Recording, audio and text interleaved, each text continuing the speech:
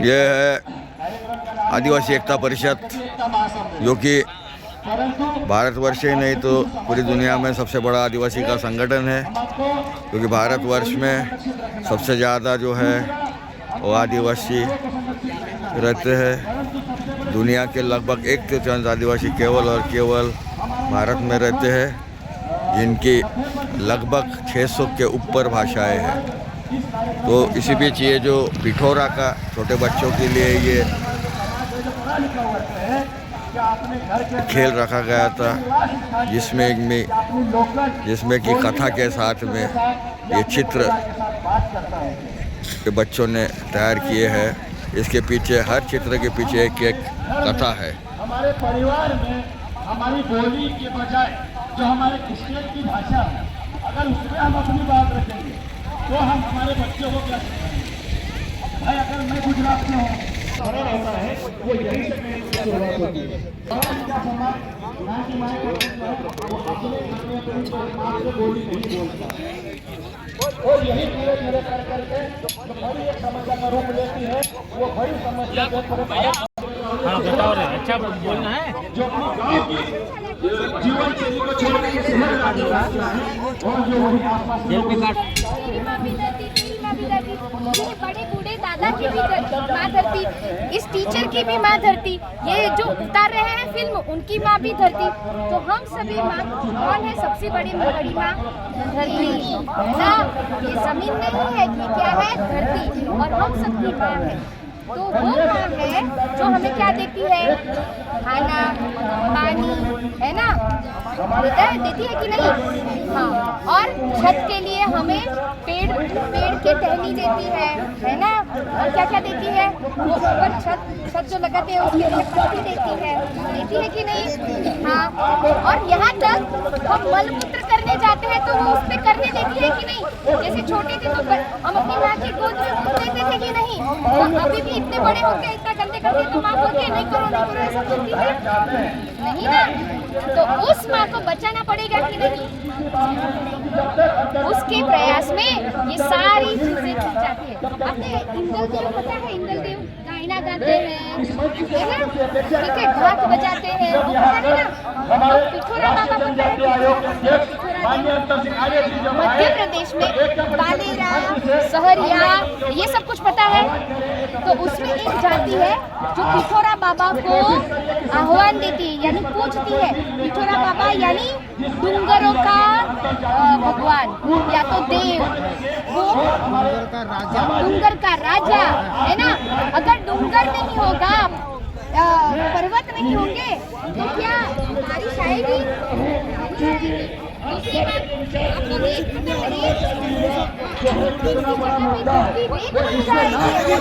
पहाड़ नहीं होंगे तो पिठोरा बाबा को हम पूजने के लिए आए हैं। जैसे अभी तुमको पता है, अपने देश में अरावली करके अपने देश का सबसे पुराना पहाड़, कौन सा पहाड़? और उसका नाम क्या है? अरावली। क्या है? अरावली। हाँ, तो अरावली को काटने के लिए वो फैक्ट्री वाले हैं ना, वो लोग जुगत लड़ा रहे हैं और उन्होंने बोल दिया कि अभी ये पहाड़ी नहीं है, उसको खोद डालेंगे, उस पे से हमें फैक्ट्री चलानी है, हमें पैसा बनाना है। और अरावली की वजह से सिर्फ हम आदिवासी नहीं, बिन आदिवासी भी जिंदा रहते हैं।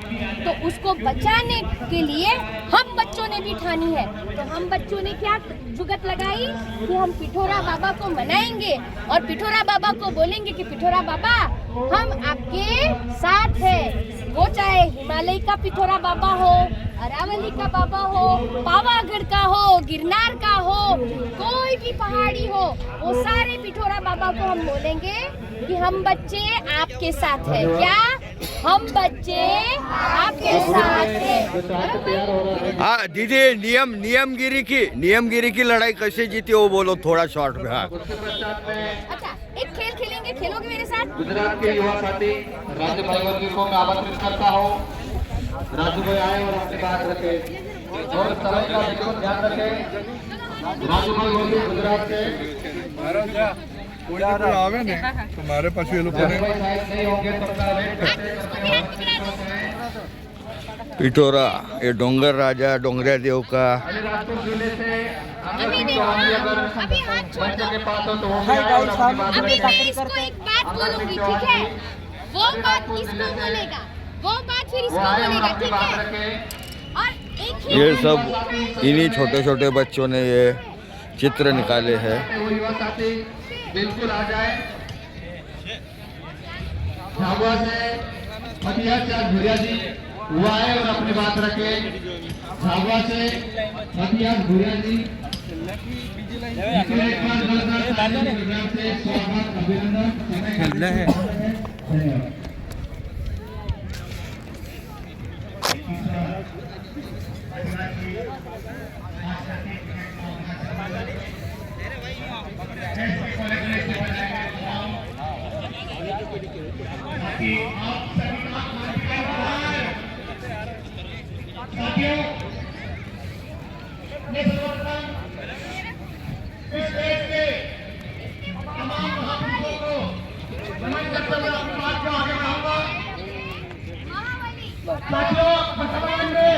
बहादुर हूँ, मैंने क्या विकट परिस्थितियां हमारे साथ गुजर रही है।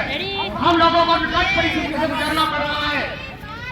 एक तरफ वाह, आपने बनाया? जमीन को बैठो। हम बात कई ग्यारह में रारा। बोल के चले इधर कोई जमीन हमारी है, कोई जंगल हमारी है, कोई जंगल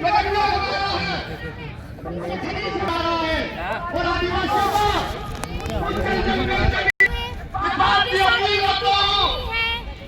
साथियों, संवैधानिक हक अधिकार को समझने की जरूरत है। ठीक है, खाना पकाना भी सीखना है, खाना खिलाना भी सीखना है और कभी भी किसी से डरना नहीं है।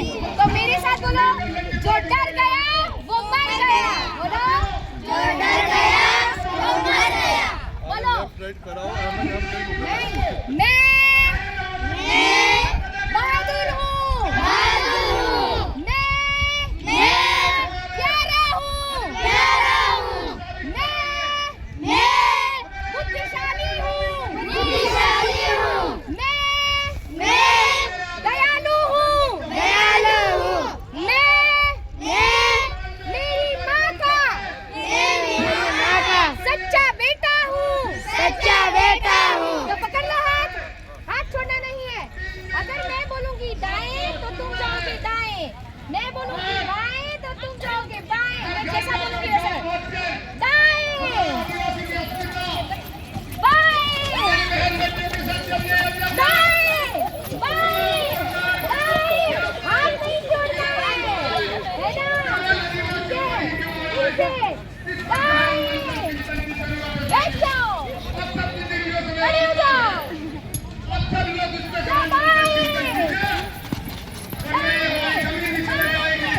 घूम जाओ,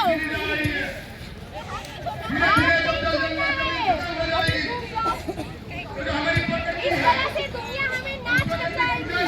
दाएं जाओ, बाएं जाओ, इस पार्टी में जाओ, उस पार्टी में जाओ, ये धर्म में जाओ, वो धर्म में जाओ, पढ़ाई करो ना पढ़ाई करो, झगड़ा करो, तीर चलाओ, बंदूक चलाओ, पर हमें कभी भी साथ छोड़ना नहीं है। और क्या बढ़ाना है? प्यार बढ़ाना है। क्या बढ़ाना है? ठीक है, तो बोलो, आदिवासी एकता, जिंदाबाद, आदिवासी एकता, जिंदाबाद, आदिवासी एकता, जिंदाबाद। आपकी जय जोहार।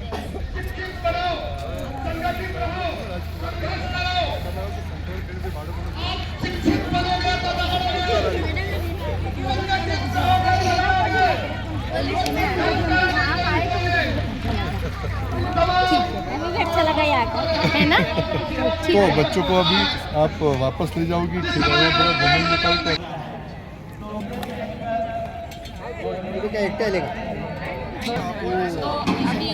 और कल 4 बजे सोए, ये सब कुछ 4 बजे तो और वहाँ पे भी भैया आप इंटरव्यू देंगे हम लोग साथ, पर मैं आप ये इंटरव्यू पिठोरा हमारी राज्य समुदाय है, वहाँ की परंपरा नहीं, लेकिन यहाँ पे 35वां आदिवासी सांस्कृतिक एकता महासम्मेलन में युवाओं का सत्र, महिलाओं का सत्र, तो बच्चों का सत्र, इसी को चलते जब 31वां महासम्मेलन था सिलवास में, तब से बच्चों का एक सेशन भी शुरू किया। उस समय बच्चों का जो वहाँ की जो कला है वारली, तो वारली का ऐसा ही एक प्रोग्राम हुआ था, वहाँ दूसरे देश के लोग भी सम्मिलित हुए। पिछले साल पानखेड़ा महाराष्ट्र में हुआ था, तो वहाँ के जो बच्चे जंगलों में बांस ऊपर चलते थे, तो उनसे वो खेल उन्होंने किया था, ताकि आने वाली ये जो हमारी परंपरा है, ये एक्सरसाइज का हो या कुछ भी का हो, शारीरिक और मानसिक तंदुरुस्ती के लिए सब जरूरी है, तो वही किया था। यहाँ पे इस प्रदेश में पिथौरा जो है, वो पिथौरा यहाँ पे घर घर पे गांव-गांव में होता है। पिठा किसको कहते हैं? आटा को हम पानी डाल के जो कुछ बनाते हैं उसको पिठा कहते हैं, तो उससे जो बनता है उसे पिथौरा कहते हैं। ऐसा हमको यहाँ जानकारी मिली है, और वो पूरा श्रद्धा के साथ प्रकृति के हर स्वरूप को जोड़कर अपने नई पीढ़ी को कैसे हम आगे बढ़ा पाए, और हमारे जो पुरखे हैं उन्होंने हमको क्या महान विरासत दी है, ये पूरा जनरेशन टू जनरेशन जो मैसेज है, पीढ़ी दर पीढ़ी। आज हम कहते हैं कि जनरेशन गैप चल रहा है, लेकिन हमारे पुरखों ने बिना किसी किताब लिखे ये जनरेशन टू जनरेशन जो पूरी कल्चर जो बचा के रखी है, ये परंपरा को, यहाँ की परंपरा को आगे बढ़ाने के लिए इस कार्यक्रम में बच्चों के माध्यम से ये पिथौरा का हमने प्रशिक्षण का कार्यक्रम है, जहाँ पे यहाँ के पिथौरा के जानकार आए थे, और उन्होंने पिथौरा के जो क्या नियम हो सकते हैं, कब बनाया जाता है, उसका उद्देश्य क्या है, उसमें क्या क्या ध्यान रखना पड़ता है, वो सारी चीज़ें बच्चों को सिखलाई, और बच्चों को हर एक फ्रेम पे जो उसके मन में आई ऐसे पिथौरा दौड़ने के लिए उनको प्रोत्साहित किया। तो बच्चों ने ये खुद किया है, कहीं कहीं बहुत छोटे बच्चे थे तो माँ बाप भी उनके साथ जुड़े, और वहाँ हिमाचल प्रदेश के बच्चे भी यहाँ पिथौरा कर रहे थे, राजस्थान के बच्चे भी कर रहे थे, महाराष्ट्र, मध्य प्रदेश, गुजरात, पूरे देश भर के बच्चे यहाँ पे इकट्ठा होकर यहाँ का पिथौरा कर रहे थे। यही हमारी सांस्कृतिक एकता है, और यही हमारे नई पीढ़ी के साथ ये संवाद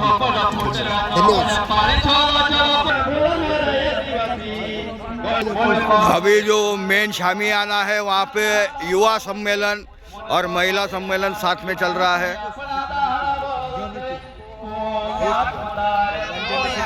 खत्म होती है तो उसका मतलब अब झगड़े की शुरुआत होगी।